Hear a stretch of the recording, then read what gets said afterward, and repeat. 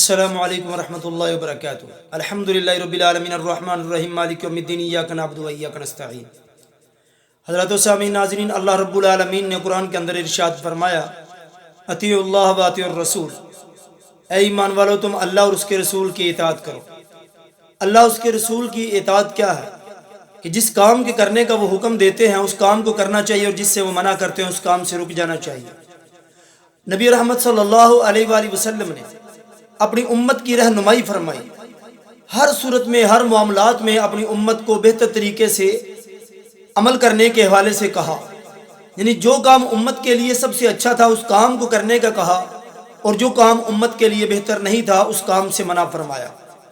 اسی طرح سے اللہ رب العالمین کی جتنی بھی دنیا کے اندر مخلوقات ہیں، تمام کی تمام مخلوقات کو اللہ رب العالمین رزق فراہم کرتے ہیں، جیسے انسان ہے، چرند ہے، پرند ہے، اور اسی طرح سے جنات بھی ہیں۔ جنات کو بھی اللہ رب العالمین رزق عطا فرماتے ہیں۔ اور جنات کا رزق کیا ہوتا ہے، اللہ کے نبی صلی اللہ علیہ وآلہ وسلم نے اس کی وضاحت ہمارے سامنے رکھی تاکہ امت کو کوئی نقصان نہ ہو کہ ہم جنات کے جو رزق ہے اس کی کہیں توہین کر کے یا اس کی کوئی بے ادبی کر کے یا اس کے ساتھ کوئی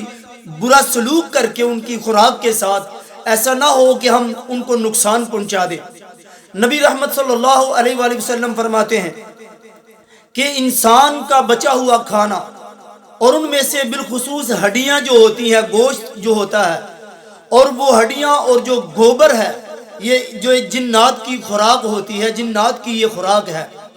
آقا علیہ الصلوۃ والسلام نے اسی لیے فرمایا کہ جب کوئی انسان بول و براز کے لیے جاتا ہے، اپنی حاجت کے لیے جاتا ہے، اپنی قضائے حاجت سے فارغ ہونے کے بعد ہڈی اور گوبر کے ساتھ استنجا نہ کرے۔ اس لیے استنجا کرنے سے منع کیا ہڈی اور گوبر کے ساتھ، کیونکہ ہڈی اور گوبر جو ہے یہ جنات کی خوراک ہے، ان کا ذریعہ معاش ہے، یعنی ان کی یہ خوراک ہے۔ جب ہم اس کے ساتھ استنجا کریں گے تو گویا کہ ہم ان کی خوراک کے ساتھ بے ادبی کریں گے، ہم ان کی خوراک کی توہین کریں گے۔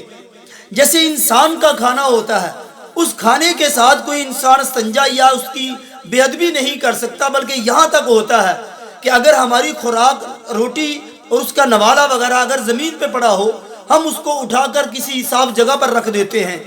اس لیے کہ وہ انسان کا رزق ہے، انسان کی خوراک ہے،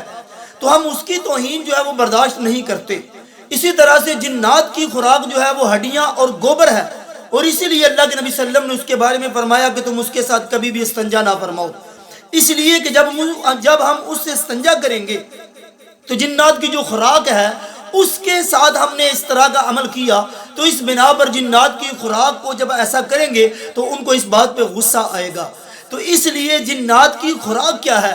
انسان کا کھایا ہوا گوشت، یعنی اس کی ہڈیاں اور گوبر جو ہے۔ اسی لیے یہ ہڈیاں اور بچا ہوا جو کھانا ہوتا ہے یہ رات کو یا اس طرح سے کبھی بھی اپنے گھر میں جمع نہ کریں۔ جب یہ انسان کھا لیتا ہے اور بچا ہوا جو کھانا ہوتا ہے اسے گھر سے باہر پھینک دینا چاہیے، تاکہ یہ جنات اپنے وقت پہ جب آتے ہیں، اپنے رزق کی تلاش کے لیے آتے ہیں، اور وہ اپنا رزق تلاش کریں اور اسے کھا کر چلے جائیں۔ اللہ تعالیٰ سے دعا ہے اللہ تعالیٰ ہم سب کو صحیح معنوں میں قرآن و سنت کو پڑھنے کی، اس پر عمل کرنے کی توفیق عنایت فرمائے۔ وآخر دعوانا الحمدللہ رب العالمین، والسلام۔